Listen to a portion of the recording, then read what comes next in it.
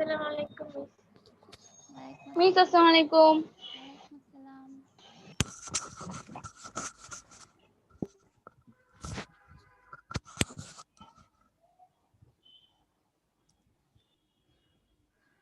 আসসালামু আলাইকুম। ওয়ালাইকুম আসসালাম।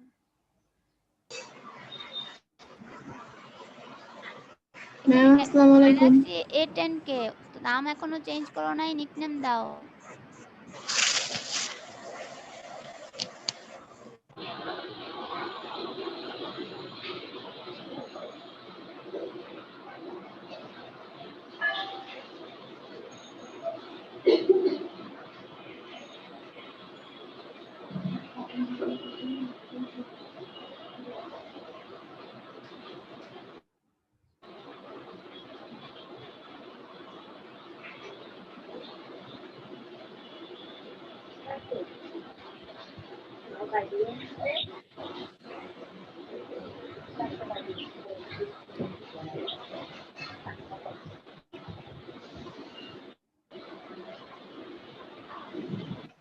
হ্যালো ম্যাম আসসালামু আলাইকুম।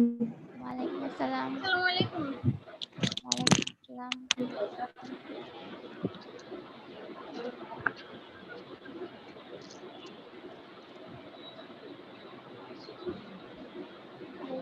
Hello ma'am. হ্যাঁ আছি। শুনতে পাচ্ছেন কথা? হ্যাঁ শোনা যাচ্ছে। আসসালামু আলাইকুম। ওয়ালাইকুম আসসালাম।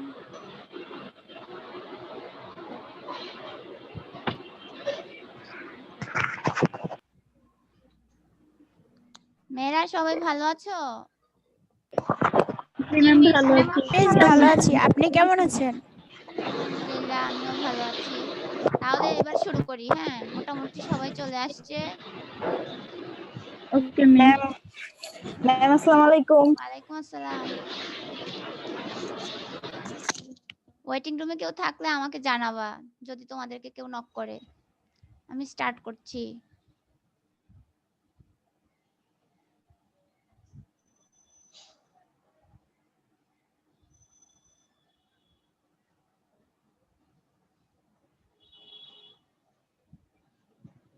আমি যা স্ক্রিনে দেখছি তোমরাও কি তা দেখছো?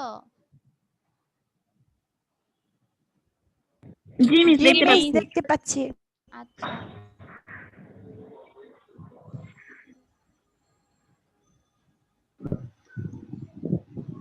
এগুলো আমরা পূর্বে পড়েছিলাম। হ্যাঁ পরিণীতি ও সুশাসন পরিচিতি।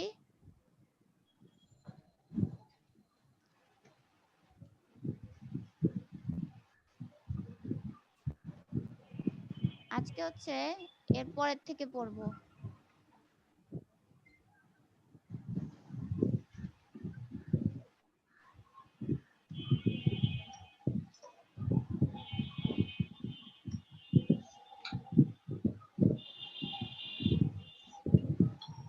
এগুলো মনে আছে না? আমরা পরিণীতির পরিধি পড়েছিলাম গত ক্লাসে। জি মিস। আচ্ছা আমরা যে পরিণীতির ধারণা পড়েছিলাম ওটা ছিল 1 আর 2 এর জন্য বলেছিলাম না? আর পরিণীতি যে পরিধি পড়েছিলাম সেটা হচ্ছে প্রয়োগমূলক প্রশ্নের জন্য 3/4 এর জন্য। আমি যখন বলবো তখন বইয়ে পাশে দিয়ে লিখে রাখবা 3/4 এর জন্য, অর্থাৎ উদ্দীপকের জন্য এই প্রশ্নটা আসে, বড় প্রশ্ন। আর আজকে যেটা পড়বো পেজটা কত একটু বলতে বলবেন? পেজ পেজ বলতে হবে। আমার বইয়ের সাথে যদি তোমারটা না মিলে, আমার বইয়ে আজকের আলোচনা বিষয় হচ্ছে 6 পেজে আর পরিণীতির পরিধি ছিল হচ্ছে 3 পেজে। পরিণীতির পরিধি ছিল 3 পেজে। ঠিক আছে? তাহলে তোমরা ওটা 3 আর 4 এর জন্য। 3-4 এর জন্য বললে তোমরা বুঝবা না, আমি বলছি প্রয়োগ আর উচ্চতর দক্ষতার জন্য। ঠিক আছে? মিস পরিণীতি পরিধি ও বিষয়বস্তু এটা কি 3 ও 4 এর জন্য কোশ্চেন হবে এখান হ্যাঁ থেকে? এটা বড় প্রশ্ন। হ্যাঁ এটা 3 ও 4 এর জন্য। আর এখন যেটা পড়াবো পরিণীতি ও সুশাসন পাঠের প্রয়োজনীয়তা, এটা 3 আর 4 এর জন্য। এটাও লিখে রাখো। ঠিক আছে? তাহলে আমরা শুরু করি পরিণীতি ও সুশাসন পাঠের প্রয়োজনীয়তা। এমন একটা টপিকে আজকে আছি। আর মিস পরিণীতির ধারণা ও সংজ্ঞা এগুলো থেকে কি 1 ও 2 এর জন্য কোশ্চেন হবে? হ্যাঁ 1 ও 2 এর জন্য। 1, 2 এবং বহু নির্বাচনী। 1, 2 এবং বহু নির্বাচনী। আর বহু নির্বাচনী না, আসলে পুরা বইয়ের প্রতিটা জায়গা থেকে প্রশ্ন আসতে পারে। বহু নির্বাচনী না বললেই ভালো, আমি বহু নির্বাচনী বলবো না, ওটা তো বইয়ের যে কোনো চিপা থেকে প্রশ্ন আসতে পারে। ঠিক আছে, তাহলে আজকে যে টপিকটা পড়ছি, এই টপিকটা পড়তে গিয়ে তোমার মনে হবে যে এটা আসলে না পড়লেও আমরা লিখতে পারি। পারি কিনা বলো তো? আমি যদি ধরো এই স্লাইডটা অফ করে দেই, হ্যাঁ, এবং আমি তোমাদেরকে ধরো একটা প্রশ্ন করি। আমি প্রশ্ন করছি যে পরিণতি পাঠের একটা প্রয়োজনীয়তা বলো। কেউ একজন বলো তো পাঠের কি প্রয়োজনীয়তা থাকতে পারে? মিস আমরা হচ্ছে রাষ্ট্র সম্পর্কে জানতে পারবো, তারপর হচ্ছে নাগরিকের যে অধিকারগুলো আছে সেগুলো সম্পর্কে জানতে পারবো, রাষ্ট্রের যে আইন কানুন আছে সেগুলো সম্পর্কে জানতে পারবো। হ্যাঁ, এটাকে বললে জান্নাতুল ফেরদৌস বলছো? জি মিস।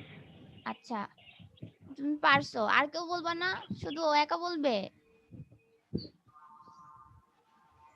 এই অন্যরা সব চুপ করে বসে আছে কেন? আর কেউ বলো। আমার কাছে মনে হয় এটা এমন একটা টপিক, ওই যে বলছিলাম না যে আমাদের পরিণতি নেওয়ার সুবিধা কি, যে আমরা চাইলে বানায় বানায় কিছু লিখতে পারি। পরিণতি পাঠের প্রয়োজনীয়তাটা আমরা বানায় বানায়ও লিখতে পারি। আমি এখন যদি তোমাদের প্রশ্ন বলি যে লিখতে, তখন ঠিকই তোমাদের হাত দিয়ে বের হবে, কিছু না কিছু অবশ্যই বের হবে। জি ম্যাম, আমার কাছে তো এটা সহজ একটা অংশ। তাহলে আমরা দেখি আসলে পাঠের ম্যাম, প্রয়োজনীয়তা। পলাশীর যুদ্ধে যা যা হয়েছে সেগুলো জানতে পারবো, বঙ্গভঙ্গ যেগুলো হয়েছে সেগুলো জানতে পারবো। হ্যাঁ, অবশ্যই, তুমি ভালো বলছো। তো আচ্ছা, বাংলার প্রথম রদ পয়েন্টে চলে যাই। এগুলো। সুস্থ ও সুন্দর সমাজ জীবন গঠনের শিক্ষা। হ্যাঁ, আমাদের প্রত্যেকটা যে সাবজেক্ট তার একটা পারপাস আছে। যেমন তোমাদের ইকোনমিক্স পড়ানো হয় তোমাদের অর্থনৈতিক জীবনকে সুন্দরভাবে গড়ে তোলার জন্য। তোমাদের ভূগোল পড়ানো হয়। ভূগোল কেন পড়ানো হয়? তোমরা বলো তো, তোমরা তো পড়তেছো। সবগুলা সাবজেক্টে কিন্তু পৃথিবী সম্পর্কে জানার জন্য। পৃথিবী সম্পর্কে জানার জন্য। আর পরিণতি পাঠের মাধ্যমে আমাদের সামাজিক জীবনকে সুন্দরভাবে কিভাবে গড়ে তুলবো, আমাদের নাগরিক জীবনকে আরো বেশি স্থিতিশীল এবং সুন্দর কিভাবে করব, এগুলা জানতে পারবো আমরা পরিণতি পাঠের মাধ্যমে। সেকেন্ডলি, নাগরিকতা সম্পর্কিত জ্ঞান দেয়। আমরা পড়েছিলাম না যে আগের দিনে, অর্থাৎ গ্রিক নগর রাষ্ট্রের নাগরিকতা কেমন ছিল? তখন নারীরা, শিশুরা, বৃদ্ধরা নাগরিক ছিল না। কারা নাগরিক ছিল? যারা শুধুমাত্র রাষ্ট্র পরিচালনায়, অর্থাৎ শাসন ভিত্তিক কাজে অংশগ্রহণ করত। মানে এখনকার দিনে যারা আমরা এমপি বলি, হ্যাঁ, আমরা এমপিদের দেখি না তারা রাষ্ট্রের শাসন সংক্রান্ত কাজে অংশগ্রহণ করে, মন্ত্রীরা। কিন্তু আমরা কি করি? আমরা করি না। তো তখন শুধু এই অংশটাই নাগরিক ছিল। আর এখনকার দিনে নাগরিকতার ধারণাটা কি? এখনকার দিনে আমাদের নাগরিকতার ধারণাটা হচ্ছে এরকম, যারা ম্যাম, আমি এই পার্টটা খুঁজে পাইতেছি না। কি খুঁজে পাচ্ছ না? বর্তমানকালে নাগরিকতার ধারণাটা হচ্ছে এরকম, যে রাষ্ট্রে স্থায়ীভাবে বসবাস করে, ধরো আমরা যে রাষ্ট্রে স্থায়ীভাবে বসবাস করি, রাষ্ট্রের প্রতি আনুগত্য স্বীকার করি, রাষ্ট্রের প্রতি কর্তব্য পালন করি, এই শর্তগুলো পালনের মাধ্যমে আমরা একটি রাষ্ট্রের নাগরিক হয়ে যাই। তাহলে নাগরিকতার যে ধারণা, তারপর নাগরিকত্ব কিভাবে আমরা অর্জন করি, নাগরিকত্ব অর্জনের যে দুটা পদ্ধতি, জন্ম নীতি, অনুমোদন নীতি, তারপর নাগরিকতার বিলোপ, এরকম সব ধারণাগুলো আমরা পরিণতি পাঠের মাধ্যমে জানতে পারবো। 3 নাম্বার দেখো, সুনাগরিকতার শিক্ষাদান। সুনাগরিক হওয়ার জন্য সুনির্দিষ্ট কতগুলো গুণাবলী অর্জন করা লাগে। বিবেক, বুদ্ধি, আর হচ্ছে নৈতিকতা, খুব সম্ভবত তৃতীয়টা হচ্ছে নৈতিকতা। এই শিক্ষাটা আমরা সুনাগরিক হওয়ার জন্য যা যা গুণাবলী লাগে, এগুলো আমরা পরিণতি পাঠের মাধ্যমে আমরা জানতে পারি। 4 হচ্ছে নাগরিক দৃষ্টিভঙ্গি উদার করে। আচ্ছা, আমি একটি রাজনৈতিক দলের প্রতিনিধি, ধরো জান্নাত হচ্ছে আরেকটা রাজনৈতিক দলের প্রতিনিধি। আমরা কি মারামারি করব নাকি এক জায়গায় বসে আলোচনা করব? এক জায়গায় বসে আলোচনা করব। তাই না? এই যে আমরা সুন্দরভাবে চিন্তা করতে পারি, হ্যাঁ, আমাদের দৃষ্টিভঙ্গি উদার হয়। রাজনৈতিক দলের সদস্য মানে যে তারা একজন আরেকজনকে অবিশ্বাস করবে তা না, তারা পারস্পরিক আস্থা রাখবে এবং তাদের মনে কোনো কনফিউশন থাকলে বসে আলোচনা করবে, শান্তিপূর্ণ উপায়ে সমস্যার সমাধান আনবে। এই যে শান্তিপূর্ণ যে উপায়গুলা, যে সমস্যাগুলোর সমাধানের জন্য, এই যে দৃষ্টিভঙ্গিটা উদার করে কে? পরিণতি ও সুশাসন পাঠের মাধ্যমে। 5, বিভিন্ন সংগঠন ও প্রতিষ্ঠানের অতীত ধারণা। বিভিন্ন সংগঠনের মধ্যে ধরো আমাদের রাজনৈতিক দল একটা সংগঠন হতে পারে, নির্বাচক মণ্ডলীও একটা সংগঠন, আবার যে সাংবিধানিক প্রতিষ্ঠান সমূহ, এগুলো বর্তমানে যে আমরা রূপটা দেখতে পাচ্ছি, পূর্বে এই রূপটা কিন্তু ছিল না। এটা স্বাধীন হওয়ার পর আমরা ধরো বাংলাদেশ পাবলিক সার্ভিস কমিশন, স্বাধীন হওয়ার পর বাংলাদেশ পাবলিক সার্ভিস কমিশন হয়েছে। তার আগে এটা ছিল পাকিস্তান পাবলিক সার্ভিস কমিশন, আর তার আগে ছিল হচ্ছে British Indian public service commission. অর্থাৎ এই যে ধারাবাহিকভাবে সংগঠনগুলো পরিবর্তিত হচ্ছে, আমরা এগুলা জানতে পারছি কিভাবে? পৌরনীতি পাঠের মাধ্যমে। তারপর 6 দেখো, বিভিন্ন সংগঠন ও প্রতিষ্ঠানের বর্তমান জানা। আচ্ছা, এখানে আমি মনে হয় একটা পয়েন্ট রিপিট করে ফেলছি।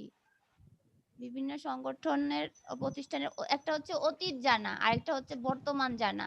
তো একই কথা, বিভিন্ন প্রতিষ্ঠানের অতীত জানতে পারি, বিভিন্ন প্রতিষ্ঠানের বর্তমান জানতে পারি আমরা পৌরনীতি পাঠের মাধ্যমে। 7 হচ্ছে নাগরিক চেতনা বৃদ্ধি। আমরা সিভিক্স দুইটা বই, মোটু দুইটা বই শেষ করে ফেলার পরে আমাদের মধ্যে অন্তত কিছু সেন্স তো হবে যে এই কাজগুলো করা ঠিক কিনা। কিছু শোনা যাচ্ছে না। কে বলছে শোনা যাচ্ছে না? অন্যরা কি শুনতে পাচ্ছো? জি মিস শুনতে জি পাচ্ছি। ম্যাম, শুনতে তাহলে পাচ্ছি। ওকে বলো যে ওর অডিওটা অন করতে বলো, তাহলে ওর অডিওতে মানে ও অফ জি করে ম্যাম, রাখবে। শুনতে পাচ্ছি। হ্যাঁ, যে শুনতে পারছো না এখন তো সে এটাও শুনবে না যে আমি বলছি অডিও অন করো, ওকে মেসেজ দিয়ে জানাও। আচ্ছা, তারপর হচ্ছে নাগরিক চেতনা। আমি যেটা বলছিলাম যে আমাদের মধ্যে অন্য ন্যূনতম সেন্স থাকবে যে আমরা যত্রতত্র ময়লা ফেলবো না, আমরা ট্রাফিক সিগন্যাল মেনে চলবো, আমরা জেব্রা ক্রসিং ছাড়া অন্য কোথাও মানে রিস্ক নিয়ে রাস্তা পার হব না, অথবা আমাদের কর দিতে হবে। হ্যাঁ, আমরা যখন চাকুরি করব, কর সীমার মধ্যে আমাদের আয় থাকবে, তখন আমরা অবশ্যই কর দিব। আমরা ভবিষ্যৎ প্রজন্মকে সচেতন নাগরিক হিসাবে গড়ে তুলবো। এই শিক্ষাগুলা আমাদের, এই যে কমন সেন্স গুলা তৈরি হবে হচ্ছে পৌরনীতি পাঠের মাধ্যমে। আমরা এমন অনেক কিছু আছে যেগুলা জানি না, পৌরনীতি পাঠ করতে গিয়ে তখন ধীরে ধীরে জানবো। 8 নাম্বার পয়েন্টটা দেখো, নাগরিককে অধিকার সচেতন করে তোলা। তোমাদের যে তথ্য অধিকার আছে আজ পর্যন্ত ব্যবহার করেছো? তোমাদের যে ভোক্তা অধিকার আছে সেটা কি কখনো ব্যবহার করেছো? আমাকে ভ্যাট দেখান, আমাকে ভ্যাটের ভাউচার দেখান, আদারওয়াইজ আমি ভ্যাট দিব না। হ্যাঁ, এই বিষয়গুলা, আমাদের যে নানা ধরনের অধিকার, আমাদের সংবিধানে 27টা অধিকার আছে, এগুলা কি কখনো নিজে খুঁজে দেখেছো যে আমাদের অধিকার ভায়োলেট হচ্ছে কিনা? আমাদের পার্লামেন্টে যে কোনো ধরনের ফরেন ইস্যু নিয়ে যদি চুক্তি হয়, সেগুলা কিন্তু আমাদের পার্লামেন্টে উত্থাপন করতে হবে। আমাদের এই অধিকারগুলা কি তোমরা কখনো জানতে চেয়েছো? এগুলো কিন্তু আমাদের অধিকার, কিন্তু আমরা আমাদের অধিকার সম্পর্কে সচেতন না। আমরা সচেতন হব কিভাবে? পৌরনীতি পাঠের মাধ্যমে। 9 নাম্বার দেখো, নাগরিকের কর্তব্য বোধ বৃদ্ধি করে। আমাদের এই যে আমরা রাষ্ট্রের সুযোগ সুবিধা ভোগ করছি, রাষ্ট্র আমাদের জন্য অনেক কিছুই করে, কিছু করে না তা না। সরকারি হাসপাতাল আছে, সরকার রাস্তাঘাট তৈরি করে দিচ্ছে, আমাদের জন্য মেট্রো রেল তৈরি করে দিচ্ছে। মেট্রো রেলের সুফল পেলে তখন আমরা আনন্দিত হব, এখনো সুফল পাইনি। যাই হোক, যখন আমরা এই যে রাষ্ট্রীয় সুবিধা ভোগ করছি, তখন আমাদের কিন্তু কতগুলো সুনির্দিষ্ট কর্তব্য তৈরি হয়ে যায় যে রাষ্ট্রের প্রতি। যেমন আমাকে ফেয়ার ভাবে ভোট দিতে হবে, আমরা ভোট জালিয়াতি করতে পারবো না। এখানে তোমাদের বয়স কি 18 হয়ে গিয়েছে? তোমরা কি ভোটার? মেয়েরা তোমরা মিস হবে আচ্ছা আচ্ছা, যেহেতু আমরা 18 হওয়ার আগেই পৌরনীতি পড়ে ফেলছি, তাহলে ইনশাআল্লাহ আমরা 18 হওয়ার পর অবশ্যই আমাদের যে রাজনৈতিক দায়িত্বগুলো আছে, কর্তব্যগুলো আছে রাষ্ট্রের প্রতি, এগুলো যথাযথ প্রয়োগ করব। এবং কিভাবে প্রয়োগ করব? পৌরনীতি পাঠের মাধ্যমে। তারপর 10 নাম্বার দেখো, নাগরিকের গণতান্ত্রিক চেতনা বৃদ্ধি। আচ্ছা, গণতন্ত্র কি? আমরা সপ্তম অধ্যায়ে একটা আছে আমাদের প্রথম পত্রের সরকার কাঠামো, সেখানে আমরা গণতন্ত্র সম্পর্কে ডিটেইলস জানবো। হ্যাঁ, গণতন্ত্র কি, গণতন্ত্রের দোষগুলা কি, গণতন্ত্রের গুণ কি, গণতন্ত্র যে দোষও হতে পারে সেটাও দেখবো আমরা। এবং এরিস্টটল কিন্তু গণতন্ত্রকে সব থেকে নিকৃষ্ট সরকার ব্যবস্থা বলছিল। কেন বলছিল সেটাও জানবো আমরা। আবার গণতন্ত্র সফল হওয়ার জন্য সাফল্যের যে শর্তাবলী আছে সেগুলোও আমরা পৌরনীতি পাঠের মাধ্যমে জানতে পারবো। 11 নাম্বার, আন্তর্জাতিক দিগন্ত উন্মোচন করে। আমরা শুধুমাত্র আমার দেশের গণ্ডির মধ্যেই থাকবো না, দেশের বাহিরে বহির্বিশ্বে যে বিভিন্ন আন্তর্জাতিক সংস্থা আছে, আমাদের দ্বিতীয় পত্রের খুব সম্ভবত 8ম অধ্যায়, যেখানে আমরা বৈদেশিক নীতি সম্পর্কে পড়বো, আমাদের পররাষ্ট্র নীতিগুলো কিসের উপর ভিত্তি করে তৈরি করা হয়েছে। তারপর আমরা জাতিসংঘ, ওআইসি, সার্ক, আরো যে আঞ্চলিক সংস্থা, ইউরোপিয়ান ইউনিয়ন, এগুলা সম্পর্কে জানবো। তাহলে যেটা হবে যে আমরা শুধুমাত্র আমাদের দেশের অভ্যন্তরীণ জ্ঞান অর্জন করব পৌরনীতি পাঠের মাধ্যমে, তাই নয়, আমরা দেশের বাইরের যে আন্তর্জাতিক সংগঠনগুলো আছে কিভাবে তারা শান্তি প্রতিষ্ঠার জন্য কাজ করছে, আমরা তাদের যে চার্টার সেগুলোতে কেন সাইন করেছি, আমরা কিন্তু অনেক আন্তর্জাতিক চুক্তিতে সাইন করেছি, কারণ আমরাও এই যে শান্তি বিশ্ব শান্তি প্রতিষ্ঠায় আমরাও অবদান রাখতে চাই। তো এগুলো আমরা পরিণতি পাঠের মাধ্যমে জানবো। 12 নং দেখো, ছাত্রছাত্রীর জ্ঞানের পরিধি বৃদ্ধি। যে এত কাহিনী করে সব দিন শেষে কিন্তু তোমাদের নলেজ বাড়বেই, বাড়তে বাধ্য। এই দুইটা মোটু বই পড়লে কি তোমাদের জ্ঞান বাড়বে না? জি মিস। জি হ্যাঁ, মিস। জ্ঞান বাড়বে, জি বাড়তে ম্যাম। বাধ্য। তাহলে পরিণতি পাঠের মাধ্যমে তোমাদের নলেজ বাড়বে। 13 হচ্ছে বিশ্ব শান্তির প্রতিষ্ঠার উপায় সম্পর্কিত জ্ঞান। আমরা যে ওই আন্তর্জাতিক সংগঠনের প্রতিষ্ঠানের যে চ্যাপ্টারটা পড়বো বাংলাদেশের বৈদেশিক নীতি, সেখানে বিশ্ব শান্তির প্রতিষ্ঠার যে উপায়গুলো সে সম্পর্কেও জানবো। কিভাবে সেখানে কিন্তু জাতিসংঘের এই যে পিস কিপিং মিশন, হ্যাঁ, শান্তি রক্ষা মিশন, এই সম্পর্কে জানবো। কিভাবে জাতিসংঘ পুরো বিশ্বে শান্তি রক্ষা করার জন্য বিভিন্ন ফোর্স পাঠাচ্ছে এবং সেগুলো কিভাবে রক্ষা করছে, বিভিন্ন জায়গায় মিউচুয়াল করার চেষ্টা করছে। বাংলাদেশে যখন রাজনৈতিক অস্থিতিশীলতা ছিল তখনও কিন্তু জাতিসংঘ তাদের প্রতিনিধিকে আমাদের দেশে পাঠিয়েছিল আমাদের দেশের রাজনৈতিক অস্থিতিশীলতা দূর করার জন্য। এইভাবে জাতিসংঘ বিভিন্ন জায়গায় বিশ্ব শান্তি প্রতিষ্ঠার জন্য চেষ্টা চালাচ্ছে। এগুলো আমরা পরিণতি পাঠ করতে গেলে জানতে পারবো, আমরা জাতিসংঘের ডিটেইলস জানবো। তারপর 14 হচ্ছে দেশপ্রেম বৃদ্ধি করা। আমরা যখন দেখব আমাদের দ্বিতীয় পত্রের দ্বিতীয় অধ্যায়, হ্যাঁ, দ্বিতীয় পত্রের দ্বিতীয় অধ্যায়, যেখানে আমরা পাকিস্তান থেকে বাংলাদেশের আবির্ভাব, সেখানে আমরা দেখব যে আমাদের পূর্ব প্রজন্মরা কত কষ্ট করে এই দেশটাকে স্বাধীন করেছে। তখন অটোমেটিক্যালি আমাদের মধ্যে একটা কৃতজ্ঞতা বোধ তৈরি হবে এবং আমার দেশের প্রতি ভালোবাসা তৈরি হবে। এই দেশটাকে সুন্দর করার দায়িত্ব হচ্ছে আমাদের। আমরা যার যার জায়গা থেকে যদি নিজেদের সর্বোচ্চ এফোর্টস না দেই, তাহলে কিন্তু আমাদের দেশটা, ওটা কি বলবো, ওটা দেশের প্রতি গাদ্দারি হবে, তাই না?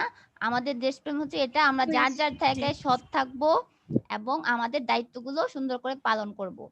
15 হচ্ছে সুযোগ্য নেতৃত্ব গড়ে তোলা শিক্ষা। আমাদের পৌরনীতি দ্বিতীয় পত্রের তৃতীয় অধ্যায়টা হচ্ছে রাজনৈতিক নেতৃত্বের উপর। সেখানে আমরা বিভিন্ন নেতা যারা আছে, শহীদ সোহরাওয়ার্দী, শেরে বাংলা একে ফজলুল হক ভাসানী, বঙ্গবন্ধু শেখ মুজিবুর রহমান, তারপর চিত্তরঞ্জন দাস, তারপর ফরাজি আন্দোলনের যে নেতৃত্ব দিয়েছিল হাজী শরীয়তুল্লাহ, এই যে এদের এইসব ব্যক্তিদের সম্পর্কে জানবো, তাদের নেতৃত্বে কিভাবে বিভিন্ন আন্দোলন গড়ে উঠেছিল এবং সেই আন্দোলনগুলো সফলও হয়েছিল। এগুলো আমরা পরিণতি পাঠের মাধ্যমে জানবো। আমাদের সব পয়েন্ট শেষ না, 15টা পয়েন্ট। এগুলো যদি এখন আমি বলি তোমাদেরকে লিখতে দিতে, তোমরা লিখতে পারবা না? খুব সহজ না? জি মিস। মিস এত সহজ না। সহজ না কেন বলছো মা? এমনি এমনি তো শেষ হয়ে গেল। কি সহজ এগুলা? আমি বলি সবকিছু আমি যখন আলোচনা করছিলাম আমার মাথায় কি ছিল জানো? আমার মাথায় কিন্তু বইয়ের এই পয়েন্টস গুলা ছিল না। আমার মাথায় ছিল হচ্ছে আমরা বইয়ের কোন অধ্যায়ে এই টপিকস গুলা পাবো। তার মানে আমরা যখন বইটা শেষ করে ফেলবো তখন আমরা মানে আমাদের জন্য একদম ইজি হয়ে যাবে, আমরা জানি কোন অধ্যায়ে আমরা কি পড়তেছি। তো যেগুলো পড়ছি সেগুলোই তো আমাদের পাঠের প্রয়োজনীয়তা। আচ্ছা, এখন যে টপিকে যাচ্ছি এটা রিপিট হবে কেন? এখন আমরা পড়বো বাংলাদেশের প্রেক্ষিতে পরিণতির পাঠের প্রয়োজনীয়তা। এতক্ষণ পড়েছিলাম আমরা শুধু পরিণতির পাঠের প্রয়োজনীয়তা, এখন হচ্ছে বাংলাদেশের প্রেক্ষিতে। তো ওই কথাগুলো এখানে একইভাবে অ্যাপ্লিকেবল, কারণ আমি যখন বলছিলাম তখন তো বাংলাদেশকে বাদ দিয়ে বলি নাই।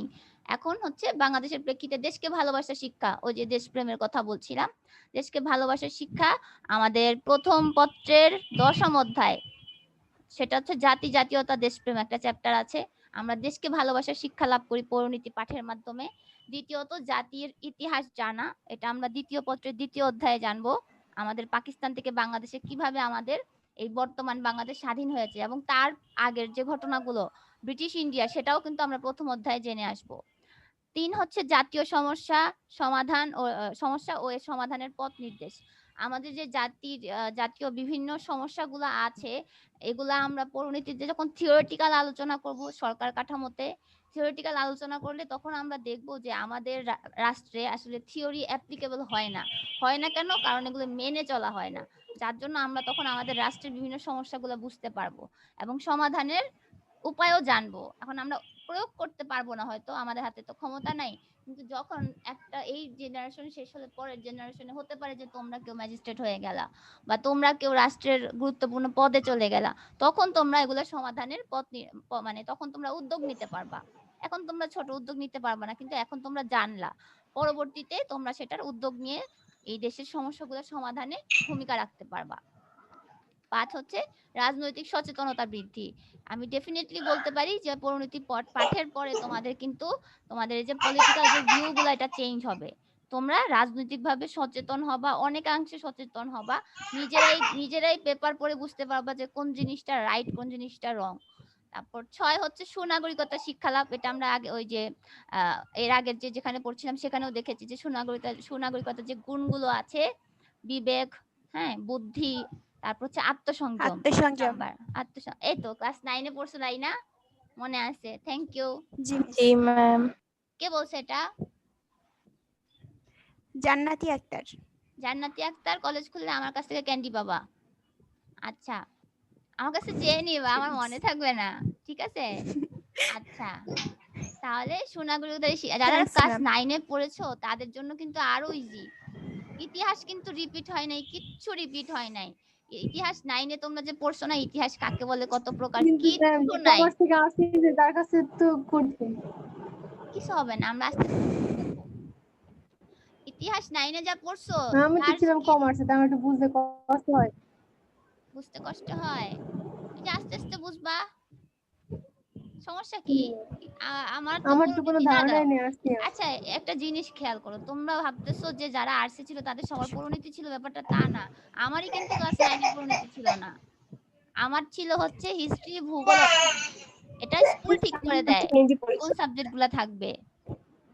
তো আমার পরিণতি ছিল না, তা আমি ইন্টারে পরিণতি পড়েছি না। এই যার বাসায় বাবু কান্না সে হয় বাবুরে ঠান্ডা করো, নাইলে নিজের। আমাদেরও ইকোনমিক্স ছিল, ইকোনমিক্স সবখানে থাকে, ইকোনমিক্স থাকে সবখানে। কারণ হচ্ছে ইকোনমিক্স 9 এ না পড়লে 11 এ ইকোনমিক্স পারা যায় না, কঠিন হয়ে যায়।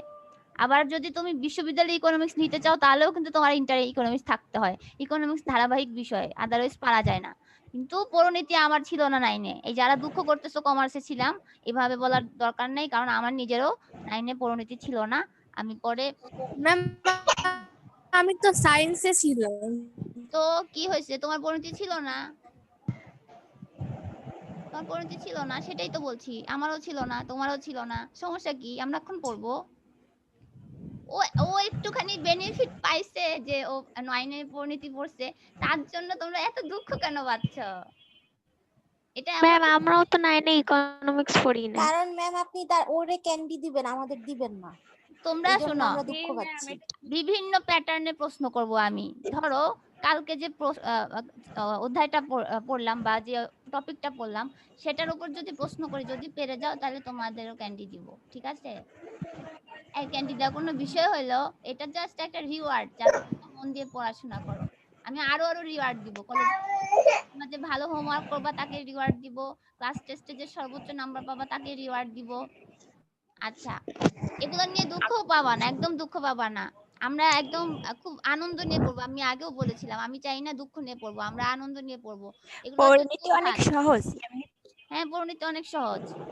ইতিহাসের থেকে 100 গুণ বেশি সহজ আমি বলবো। আমাকে ইতিহাস দিছে, এখন আমি ইতিহাস থেকে সহজ, ইতিহাস থেকে অনেক সহজ পরিণতি।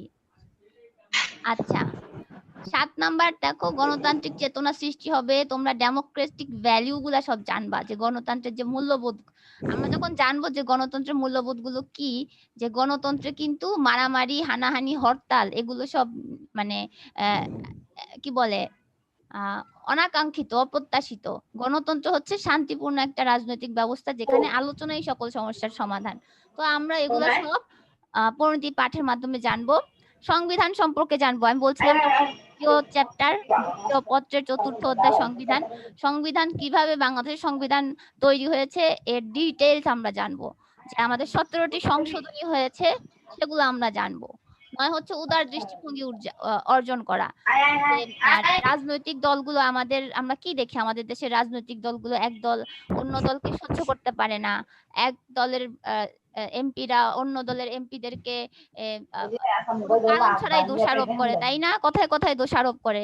কিন্তু এরকমটা হওয়ার কথা না। আমরা মার্কিন যুক্তরাষ্ট্রকে যদি উদাহরণ ধরি, তারা কিন্তু এরকম করে না। তারা কিন্তু ডিবেটে অংশগ্রহণ করে, তারা যুক্তি দিয়ে ভাঙে যে কোনটা বেটার। তো আমাদের এখানে ওপেন ডিবেটের ব্যবস্থা তো নাই। ওপেন ডিবেট করতো তারা, তারা পাশাপাশি দাঁড়িয়ে বলতো যে তুমি ভুল বলছো, কেন ভুল বলছো, যুক্তি দেখাতো, তাহলে আমাদের ভালো লাগতো। তারা ওপেন ডিবেটে অংশগ্রহণ না করে দূর থেকে একজন আরেকজনকে দোষারোপ করে। তো এই ধরনের উদার দৃষ্টিভঙ্গিগুলো অর্জন করার জন্য কিন্তু পৌরনীতি ও সুশাসন পাঠ করতে হয়। 10 হচ্ছে সঠিক ইতিহাস জানতে সাহায্য করবে, আমাদের আসলে সত্যিকার অর্থে স্বাধীনতার ঘোষককে, এগুলো আমরা পৌরনীতি পাঠের মাধ্যমে জানবো। এগুলি ডিবেটেড টপিক, হ্যাঁ, বিতর্কিত, এগুলো নিয়ে মানুষজন নানা কথা বলে। সঠিক ইতিহাসটা আমরা কিভাবে জানবো? পৌরনীতি পাঠের মাধ্যমে। আর সর্বশেষ হচ্ছে সুশাসন প্রতিষ্ঠা। আমি যখন পড়তাম যে ওই কথাটাই বলছি যে একটা মেয়ে বলছিল না আমাদের বইটা কিরকম ছিল, আমাদের বইটা ছিল পৌরনীতি, সুশাসন তো ছিলই না। সুশাসন অ্যাড হয়েছে, সুশাসন অ্যাড হয়েছে বইয়ের নামের সাথে। এখন একটা অধ্যায়ও অ্যাড করা হয়েছে সুশাসন সম্পর্কিত, আমাদের দ্বিতীয় অধ্যায়। আমি এর পরেই এই অধ্যায়টা শেষ হলেই কিন্তু সুশাসন ধরবো। তো তখন আমরা সুশাসন সম্পর্কে ডিটেইলস জানবো। কিভাবে জানবো? পৌরনীতি পাঠের মাধ্যমে। এখন পৌরনীতি পাঠের প্রয়োজনীয়তা যে বাংলাদেশে, ওইটাকে 3/4 লিখে রাখো, ঠিক আছে? একটু আগে যেটা বলছি, এই যে এটা 3/4 লিখে রাখো। এটা বেশিরভাগ সময় উচ্চতর দক্ষতায় আসে। উদ্দীপকে বলবে ফাইন্ড আউট করতে কোন সাবজেক্ট, তোমরা ধরো সাবজেক্ট ফাইন্ড আউট করলে এটা হচ্ছে পৌরনীতি। তো উচ্চতর দক্ষতা গিয়ে বলবে উক্ত বিষয়টি পাঠের সুফল আলোচনা করো, বা উক্ত বিষয়টি পাঠ করার মাধ্যমে তুমি কি ধরনের জ্ঞান অর্জন করছো, এরকম আর কি, সামথিং লাইক দ্যাট। এখন যেটা পড়বো, পৌরনীতি ও সুশাসনের বর্তমান অবস্থায় কিভাবে আসছে ক্রম বিকাশ। এইটা শুধু জ্ঞানমূলক, একের জন্য, এর বাইরে কিচ্ছু থেকে আসবে না, এখান থেকে শুধু একের জন্য, ঠিক আছে? মানে এখান থেকে যে ছোট ছোট টপিক গুলো আছে না, এগুলাকে কুইজ আকারে জ্ঞানমূলকের জন্য আসতে পারে। দেখো পৌরনীতি ও সুশাসনটা কিভাবে বর্তমান রূপ লাভ করেছে। আমরা ওই প্রাচীন গ্রিসে চলে যাব, খ্রিস্টপূর্ব 2500 বছর আগে, যখন ছোট ছোট রাষ্ট্র ছিল। রাষ্ট্রগুলো রাষ্ট্র বলতো না, বলতো নগর রাষ্ট্র। তো নগর রাষ্ট্রগুলো আকারে ছোট ছিল, মানুষ কম ছিল, তারা সরাসরি ভোটিং এ অংশগ্রহণ করত। যে কয়জন মানুষ ছিল তারাই ভোট দিত, ভোট দিয়ে যারা নির্বাচিত হতো তারা রাষ্ট্র পরিচালনায় অংশগ্রহণ করত, এবং যারা রাষ্ট্র পরিচালনায় অংশগ্রহণ করত শুধু তারাই ছিল নাগরিক। এই হচ্ছে এই প্রথম কথাটা। প্রাচীন গ্রিসে যারা রাষ্ট্র পরিচালনায় অংশগ্রহণ করতো শুধু তাদেরকে নাগরিক বলা হতো, বর্তমানে তো তা না। আচ্ছা, এরপর ভারতবর্ষে ওই সময়ে, এটা হচ্ছে পাশ্চাত্যের ঘটনা। আমরা ভূগোল পড়ো না, ভূগোলে দেখবা কিন্তু প্রাচ্য আর পাশ্চাত্য দুপাশে আছে না, পশ্চিমে আর পূর্বে। এই পাশ্চাত্যের রাষ্ট্র চিন্তাটা হচ্ছে প্রাচীন গ্রিস। পাশ্চাত্যে এটা হচ্ছে গণতন্ত্রের সূতিকাগার বলা হয় প্রাচীন গ্রিসকে। আর ঠিক ওই সময়টাতে প্রাচ্যে, অর্থাৎ এই উপমহাদেশে ভারতবর্ষে, সংস্কৃত ভাষায় বলা হতো পূর্বাপুরী। আমরা আগের ক্লাসে দেখেছিলাম না, পূর্বাপুরী নগর বা নগর রাষ্ট্র, এবং এই পূর্বাপুরী হচ্ছে নগর বা নগর রাষ্ট্র, হ্যাঁ। আর এর যে অধিবাসী তাদেরকে বলা হতো পুরবাসী, আর পুরবাসীদের জীবনকে বলা হতো পৌর জীবন। তো এটা হচ্ছে এই প্রাচ্যের রাষ্ট্রচিন্তার ধারণা, মানে আস্তে আস্তে ডেভেলপ করছে। পরের নিচে অ্যারো দিয়ে আর একটু নিচে যাই, এরপর দেখি প্রাচীন গ্রিকে তোমরা প্লেটো, সক্রেটিসের নাম শুনেছো? সক্রেটিসের নাম শুনেছো?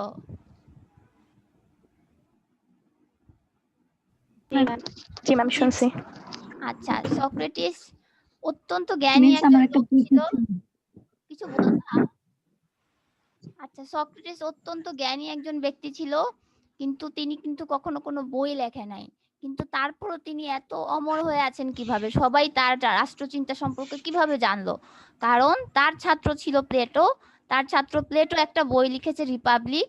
সে বলেছিল যে এই বইটা আসলে আমার না, এই বইটা মূলত সক্রেটিসের রাষ্ট্র দর্শন, কিন্তু লিখেছে কে? প্লেটো। যার জন্য প্লেটো অমর হয়ে গিয়েছে, কারণ বইটা প্লেটো লিখেছে। আবার প্লেটোর স্টুডেন্ট ছিল এরিস্টটল। আমরা একটা রাষ্ট্রবিজ্ঞান পড়ার সময় আমরা এই যে এই ধারাবাহিকভাবে দেখে নিতাম যে সক্রেটিসের ছাত্র হচ্ছে প্লেটো, প্লেটোর ছাত্র এরিস্টটল, এরিস্টটলের ছাত্র হচ্ছে গ্রিক বীর আলেকজান্ডার। আলেকজান্ডারের নাম শুনেছো না? যে অনেক বিশ্বের অনেকটাই জয় করেছিল।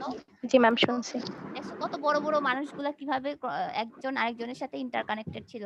তো এরিস্টটল তার গুরু প্লেটোর অনুসরণে সরকারের শ্রেণী বিভাগ করেছেন। এরা সবাই রাষ্ট্রচিন্তা সম্পর্কে নতুন নতুন ধারণা দিয়েছিল। ধরো আগে ছিল ইথিক্স আর, ওরে আমার তো টাইম শেষ হয়ে যাচ্ছে, এটা সরাই কিভাবে এখান থেকে? আচ্ছা, ইথিক্স মানে হচ্ছে নৈতিকতা। নৈতিকতা আর পলিটিক্স, রাজনীতি একসাথে মেশানো ছিল। যা কিছু নৈতিকতার মধ্যে আছে সব তা কিছু রাজনীতির মধ্যে আছে। এরিস্টটল প্রথমবার ইথিক্স আর হচ্ছে পলিটিক্স আলাদা করে দেয়, করে দিয়ে পলিটিক্যাল সায়েন্সের মর্যাদা দেয়। এই জন্য এরিস্টটলকে বলা হয় পলিটিক্যাল সায়েন্সের father of the political science, অর্থাৎ পলিটিক্যাল সায়েন্সের জনক। হ্যাঁ, এরিস্টটল হচ্ছে জনক, আর প্লেটো হচ্ছে রাষ্ট্র দর্শনের জনক। সে কিন্তু বিজ্ঞানের রাষ্ট্র যে একটা বিজ্ঞান এইটা প্রমাণ করে নাই, সে রাষ্ট্রীয় দর্শন দিয়েছে। তার জন্য প্লেটোকে বলা হয় রাষ্ট্র দর্শনের জনক, এরিস্টটলকে বলা হয় রাষ্ট্রবিজ্ঞানের জনক। তো যেহেতু এরিস্টটল প্লেটোর ছাত্র, তো প্লেটোর অনুসরণ করে এরিস্টটল সরকারের একটা শ্রেণী বিভাগ করেছে। এই শ্রেণী বিভাগটা আমরা সপ্তম অধ্যায় সরকার কাঠামোতে পড়বো। হ্যাঁ, সপ্তম অধ্যায় সরকার কাঠামোতে আমরা যখন এটা পড়বো তখন আমরা ডিটেইলসে এই শ্রেণী বিভাগটা দেখবো। এখন আর ওটা আলোচনা করি না, সময় কম। আচ্ছা, এই সরকারকে লক্ষ্য রেখে এখানে মূল উদ্দেশ্যটা কি ছিল সরকারের, এরিস্টটল বলে গেছে state establish to promote good life, অর্থাৎ রাষ্ট্র প্রতিষ্ঠা হচ্ছে মানুষের ভালো জীবনের নিশ্চয়তা দেওয়ার জন্য, উন্নততর কল্যাণকর জীবনের নিশ্চয়তা বিধান করা। আর এটা তো গ্রিক নগররাষ্ট্রের কথা বললাম, ঠিক তার পাশে তখন প্রাচ্যে ঘটছে কি, প্রাচ্যে হচ্ছে কৌটিল্য। কালকে মৌর্যগুপ্তের নাম বলছিলাম না, চন্দ্রগুপ্ত। জি মিস। চন্দ্রগুপ্তের প্রধানমন্ত্রী ছিল কৌটিল্য, তার উপদেষ্টা। চন্দ্রগুপ্ত যা কিছু করত কৌটিল্যের সাথে আলোচনা করে করত। তো কৌটিল্য তখন সে সময় কিন্তু অনেক ভালো ভালো আলোচনা করে গিয়েছে এই বর্তমান যে কূটনীতি, তারপর বর্তমান রাজনীতির বিভিন্ন সূত্র, সুশাসনের ধারণা, এগুলো কৌটিল্য দিয়ে গিয়েছে। এরপর হচ্ছে, এখন আবার প্রাচীন গ্রিকে চলে যাই। না, মিস শুনতে পাই না। যে কে কে শুনতে পাও না, বাকিরা শুনতে পাচ্ছ? জি শুনতে পাচ্ছি। জি ম্যাম শুনতে পারতেছি। আচ্ছা, যে শুনতে পারছে না এখন তার ক্ষেত্রে কি করতে পারি, এমনিও সময় বেশি নাই। এরপর ম্যাকিয়াভেলিটাকে দেখো। ম্যাকিয়াভেলি হচ্ছে, সে আবার পাশ্চাত্যের, সে প্রথম আধুনিক জাতি রাষ্ট্রের ধারণা দেয়। অর্থাৎ বর্তমান যে রাষ্ট্রের ধারণা, এটা আমরা ম্যাকিয়াভেলির মানে যে তিনি যে রাষ্ট্র চিন্তা দেয় সেখান থেকে আমরা পাই। নগর রাষ্ট্র থেকে কিভাবে জাতি রাষ্ট্র হলো, রাষ্ট্র কিভাবে আসলো, আমরা ম্যাকিয়াভেলি সর্বপ্রথম এই ধারণা দেয়, তাকে আধুনিক রাষ্ট্রবিজ্ঞানের জনক বলা হয়। এরপরে দেখো, এগুলো বোঝানোর তেমন কিছু নাই। 1992 সালে বিশ্ব ব্যাংক গভর্নমেন্ট এবং ডেভেলপমেন্ট শীর্ষক রিপোর্টে প্রথম সুশাসনের একটা ধারণা দেয়। হ্যাঁ, তারপর ইউএনডিপি সুশাসনের সংজ্ঞা প্রদান করে এবং কতগুলো বৈশিষ্ট্য দেয়, 8টার মতো বৈশিষ্ট্য দেয়। আফ্রিকান উন্নয়ন ব্যাংক 1999 সালে প্রকাশিত পলিসি পেপারে সুশাসনের বিস্তারিত আলোচনা করে। এই সবগুলা কিসের জন্য লাগবে আমাদের, এগুলা সব জ্ঞানমূলকের জন্য লাগবে। ঠিক আছে, জ্ঞানমূলকে যদি প্রশ্ন করে বিশ্ব ব্যাংক গভর্নমেন্ট ডেভেলপমেন্ট শীর্ষক রিপোর্ট কত সালের, আমরা বলবো 1992 সালের। তারপর সুশাসনের বৈশিষ্ট্য কে দিয়েছে, আমরা বলবো ইউএনডিপি। এগুলো সব জ্ঞানমূলকের জন্য, ঠিক আছে, এখানে বোঝানোর কিছু নাই। তো আধুনিক রাষ্ট্র হচ্ছে তাহলে জনকল্যাণকর রাষ্ট্র। এটা কিভাবে আজকের পর্যায়ে আসছে, এটা আমাদের আরেকটা চ্যাপ্টারে ডিটেইলসে পড়বো। আরেকটা চ্যাপ্টার হচ্ছে দাঁড়াও, সুশাসনে, দ্বিতীয় অধ্যায়ে, সেখানে আমরা দেখবো আধুনিক রাষ্ট্র কিভাবে জনকল্যাণকর রাষ্ট্র হয়েছে। এখন বাড়ির কাজ দেই, সময় বেশি নাই। এই উদ্দীপকটা যদি এখন দেই, এটা সময় বেশি নাই, এটা পরে। এগুলো লেখো, তাড়াতাড়ি লেখো, আর 7 মিনিট আছে। লেখো, জ্ঞান স্তরের জন্য গুরুত্বপূর্ণ প্রশ্ন। প্রাচীন গ্রিসে কাদেরকে নাগরিক বলা হতো? প্রাচীন গ্রিসে কাদেরকে নাগরিক বলা হতো? যারা রাষ্ট্রীয় কাজে অংশগ্রহণ করতে হ্যাঁ, তাদেরকে হ্যাঁ, নাগরিক। হ্যাঁ, পারছো তোমরা। এগুলো জ্ঞানের জন্য গুরুত্বপূর্ণ প্রশ্ন, 1 নম্বরের জন্য আসবে। সমাজের আদি ও অকৃত্রিম প্রতিষ্ঠান কোনটি? পরিবার। পেরেছো। এই কে পারছে রে সব? জান্নাতি আক্তার, থ্যাংক ইউ। তারপর কোথায় নাগরিক, দিবেন না? এই হিংসুক, আমি তোমারও ক্যান্ডি দিব, কোনো সমস্যা নাই। কোথায় নাগরিক ও নগর রাষ্ট্র অবিচ্ছেদ্য ছিল? প্রাচীন গ্রিসে। হয়েছে, ভেরি গুড। লিখতেছো তো? খালি বললে হবে না, লিখতে হবে। 4, নগর রাষ্ট্রের স্থলে কোন ধরনের রাষ্ট্র উৎপত্তি ঘটেছে? জান্নাতি, এবার বলো। জি মিস, এটা মনে নেই। নগর রাষ্ট্রের স্থলে জাতি রাষ্ট্রের উৎপত্তি হয়েছে, ঠিক আছে। পৌরনীতির মুখ্য আলোচ্য বিষয় কি? পরিণতি ও নাগরিকতা। হ্যাঁ, নাগরিকতা। পৌরনীতি তো নিজেই সাবজেক্ট, আমরা বলবো নাগরিকতা। আচ্ছা, আধুনিক কালে পৌরনীতি কোন ধরনের বিজ্ঞান? নাগরিকতা বিষয়ক বিজ্ঞান। হ্যাঁ, আমরা ভুল করে যখন কি বলে বহু নির্বাচনী আসে অনেক সময় দেয় সামাজিক বিজ্ঞান, রাজনৈতিক বিজ্ঞান, আমরা বলবো এটা নাগরিকতা বিষয়ক বিজ্ঞান। আমরা কনফিউজড হব না। পরিণতি কিন্তু সামাজিক বিজ্ঞানের একটা অংশ, কিন্তু আমরা সেটা দিব না, আমরা দিব নাগরিকতা বিষয়ক বিজ্ঞান। এরপর উৎপত্তিগত দিক থেকে পরিণতি কোন বিষয়ের সাথে জড়িত? এটাও মনে নেই। এটা হচ্ছে রাষ্ট্রবিজ্ঞানের সাথে জড়িত। আমি রাষ্ট্রবিজ্ঞান পড়েছি না, রাষ্ট্রবিজ্ঞানের সাথে জড়িত। নেক্সট ক্লাসে আমরা পড়বো পরিণতি বলতে কি বুঝো, জাস্ট সংজ্ঞাটা লিখবে। নাগরিক হিসেবে রাষ্ট্রে বসবাস করাকে না, পরিণতি বলতে এটা বলে না। পরিণতি বলতে নাগরিকতা সংক্রান্ত যে শাস্ত্রে নাগরিকতার সকল বিষয় নিয়ে আলোচনা করা হয় সেই শাস্ত্রকে পরিণতি বলা হয়। জি মিস। এটা নিজের ভাষায় বললাম, বইয়ে আরো সুন্দর করে দেওয়া আছে। সবার লেখা শেষ হয়েছে? আমার কিন্তু আরো কিছু প্রশ্ন আছে। জি মিস। ওকে, সিভিস এন্ড সিভিটাস কোন ভাষার শব্দ? ল্যাটিন। ল্যাটিন ভাষার শব্দ। এটা ডাবল হয়ে গেছে না, প্রথম দুইটা সমস্যা নেই, একটা লিখো। মানুষ কোন ধরনের জীব? সামাজিক জীব। আচ্ছা, দ্রুত লিখবা। হ্যাঁ, নগররাষ্ট্রের উৎপত্তি ঘটেছে কিভাবে?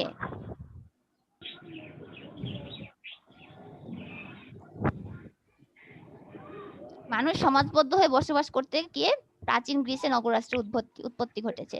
তারপর হচ্ছে প্রাচীন গ্রিসের রাষ্ট্রগুলো কি ধরনের ছিল? অবিচ্ছেদ্য। নগর রাষ্ট্র। প্রাচীন গ্রিসের রাষ্ট্রগুলো নগর রাষ্ট্র ছিল। প্রাচীন গ্রিক নগর রাষ্ট্রগুলোর আকার কেমন ছিল? ছোট ছিল আকারে, আয়তনে ছোট ছিল। হ্যাঁ, পৌর শব্দটি কোন শব্দ থেকে এসেছে? সংস্কৃত। সংস্কৃত। তারপর সংস্কৃত থেকে। সংস্কৃত পুরো শব্দ থেকে। সংস্কৃত পুরো শব্দ থেকে, যে পূর্বাপুরি থেকে। পূর্বাপুরি, হ্যাঁ সেটাই লেখা হয়েছে। লেখা হইলে নেক্সট করি। ওকে, অনুধাবনের জন্য এই 4টা প্রশ্ন। পরিণতির প্রধান আলোচ্য বিষয় সম্পর্কে ধারণা দাও। অনুধাবন হচ্ছে 2 এর জন্য, বুঝতে পারছো? অনুধাবন 2 এর জন্য। পরিণতির প্রধান আলোচ্য বিষয় সম্পর্কে ধারণা দাও। তখন ওই নাগরিকতা সম্পর্কিত যা যা আছে না বইয়ে সুন্দর করে দেওয়া আছে, ওই নাগরিকতা সংক্রান্ত ওই বিষয়গুলো আলোচনা করলেই হবে। 2 এর জন্য হাফ পেজ লিখলেই হয়। বেশি মানে যদি লেখাগুলো যৌক্তিক হয় তাহলে হাফ পেজই যথেষ্ট। 2 নাম্বার হচ্ছে পরিণতিতে নাগরিকতা বিষয়ক বিজ্ঞান কেন বলা হয়, এটাও বইয়ে দেওয়া আছে, হাফ পেজ। 3 হচ্ছে পরিণতি প্রসঙ্গে লর্ড অ্যাক্টনের উক্তিটি কি ছিল, বইয়ে দেখে নিও, আমার মনে নাই। পরিণতি প্রসঙ্গে লর্ড অ্যাক্টনের উক্তিটি কি ছিল? আর 4 হচ্ছে পরিণতি সম্পর্কে ইএম হোয়াইট প্রদত্ত সংজ্ঞাটি কি? নাগরিকতার সাথে জড়িত সকল প্রশ্ন সম্পর্কে যে শাস্ত্র আলোচনা করা হয় তাই পরিণতি। হ্যাঁ, তাই পরিণতি। পেরেছো? গুড। তাহলে হয়ে গেল না আমাদের? পরিণতি হচ্ছে জ্ঞানের সেই শাখা যা নাগরিকের অতীত, বর্তমান ও ভবিষ্যৎ নিয়ে আলোচনা করে। সংজ্ঞা কিন্তু 2টা ইএম হোয়াইটের, একটা ছোট সংজ্ঞা একটা বড় সংজ্ঞা। যদি মেনশন না করে তোমরা যে কোনো একটা সংজ্ঞা দিলেই হবে। 2টা দিলে 2টাই রাইট, কারণ উনি 2টা সংজ্ঞা দিয়েছে। এবার আমরা যেহেতু একটু 1 মিনিট সময় আছে, উদ্দীপকটা দেখি। সুহৃদ এবং সুহাস এবছর একাদশ শ্রেণীতে ভর্তি হবে। ভবিষ্যতে এরা রাজনীতি, সরকার বিষয়ে পড়াশোনা করতে চায়। স্কুল শিক্ষক এদেরকে একাদশ শ্রেণীতে পাঠ্য বিষয় হিসেবে পরিণতি সুশাসন নিতে বলেছে। তিনি এদেরকে বলেছেন যে পরিণতি ও সুশাসন পাঠ করলে তোমরা নাগরিকতা, রাষ্ট্র, সংবিধান, তোমাদের দেশের সঠিক ইতিহাস সম্পর্কে জানতে পারবে। কতে জ্ঞানমূলক পরিণতি ইংরেজি প্রতিশব্দ কি? দ্রুত বলো। সিভিক্স এবং সিভিটাস। হ্যাঁ, না শুধু সিভিক্স। তার উদ্ভব ঘটেছে কোন ভাষার শব্দ থেকে? ল্যাটিন ভাষার শব্দ থেকে। ল্যাটিন শব্দ সিভিস এবং সিভিটাস থেকে।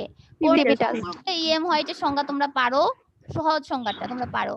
তারপর গতে হচ্ছে উদ্দীপকে উল্লিখিত বিষয় পাঠ করলে সুহৃদ এবং সুহাস কি বিষয় জানতে পারবে। এই দেখো এই বিষয়গুলা, পরিণতি বিষয় জানতে পারবে। এই যে লাল করে দেওয়া আছে, তো এই উদ্দীপকটাই স্ট্যান্ডার্ড বোর্ড প্রশ্ন হয় নাই।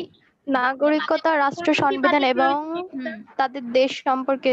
হ্যাঁ, এটা প্রথম লাইনে। আচ্ছা, একটা জিনিস খেয়াল করো, যখন প্রয়োগের প্রশ্ন আসবে প্রথম লাইনে প্রথম উত্তরটা দিয়ে দিবে। লেস দেন 1 মিনিট, এখনই কেটে যাবে। প্রথম লাইনেই উত্তরটা দিয়ে এরপর ব্যাখ্যায় চলে যাবে। 1 লাইনে আবার শেষ করবা নাকি? 3 এর জন্য কিন্তু অনেক লিখতে হয়, 2.5 পৃষ্ঠা লিখতে হবে। এরপর